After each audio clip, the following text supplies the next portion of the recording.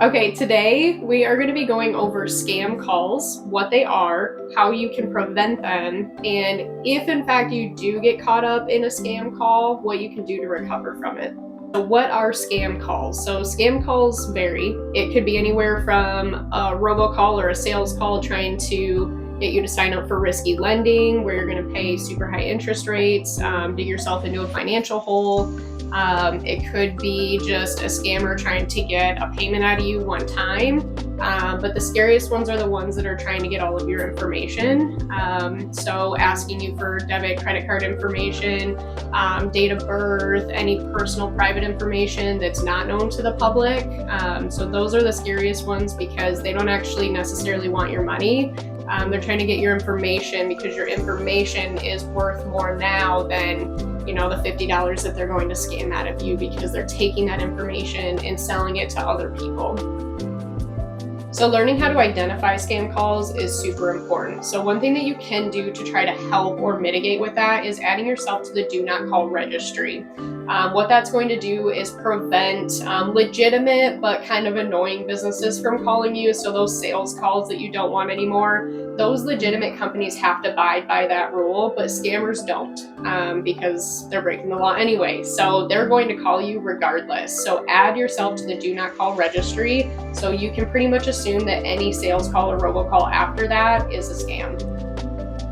I do want to go over what a spoofed call is, because that seems to be going around right now and scammers are having really good luck getting information on those spoofed calls. So what they're doing is they are making their phone number and the name that they're calling from appear to be a legitimate business. So they can even take our Thornapple Credit Union name and our phone number and make that appear on your caller ID as if it's your institution calling you. And then they're asking for your personal information, things that are not known to the public, things that we already have that we would never ask you for. So be cautious of any legitimate company that you think is calling you, asking for that private information.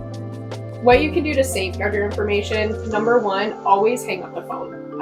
Always hang up the phone, even if they are spoofing our phone number and it does appear to be Thornapple Credit Union reaching out to you. Hang up on us. Even if it is us, it's okay. Hang up, but never hit redial or go back to that call that called you. Actually hang up the phone, punch in our phone number that you know it to be, or look us up on the web. Whatever company you're trying to reach out to, actually go to their legitimate website and look up the phone number and punch it in.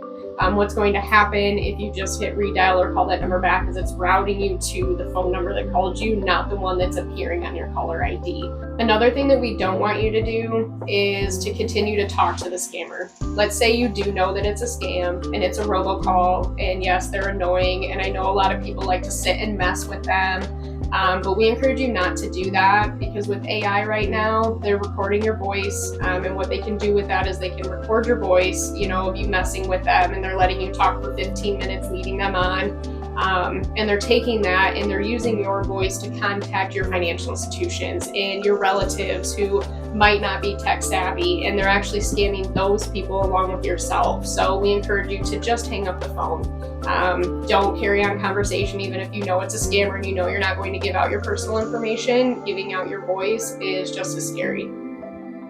Some things that you can do to safeguard your information if in the event that you do fall for a scam and you do accidentally give out your information over the phone. Some important things to do is to, number one, always have your credit reports frozen. So if you don't intend on doing a mortgage or doing a loan anytime soon, call the credit bureaus and put a block or a freeze on your credit reports. That way, if somebody does get your information, they can't negatively impact your credit, because it's going to stop them from pulling your credit.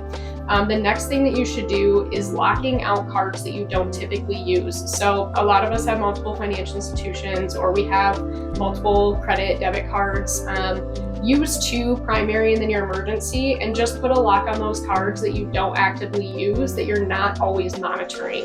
That's super important so that charges don't just keep coming out in small increments to where you're not going to notice them because it's not a primary account. The next thing that I would do is sign up for text alerts on those cards that you do actively use. It's going to text you every single time that you swipe your card or make a purchase, and that can be kind of annoying. But what's more annoying is a scammer is dinging that card, for the next 3 months, and you don't know, and we have a time limit of when we can recover those funds. So it's important that you're catching those transactions quickly. Do not trust your caller ID. Do not carry on conversation with a scammer. Just hang up the phone. Add yourself to the do not call registry. Lock out your credit reports. Freeze cards that you don't typically use, and sign up for those text alerts. The most important thing to remember is to never give out your sensitive information in any way, shape, or form, and always report that fraud to the FTC.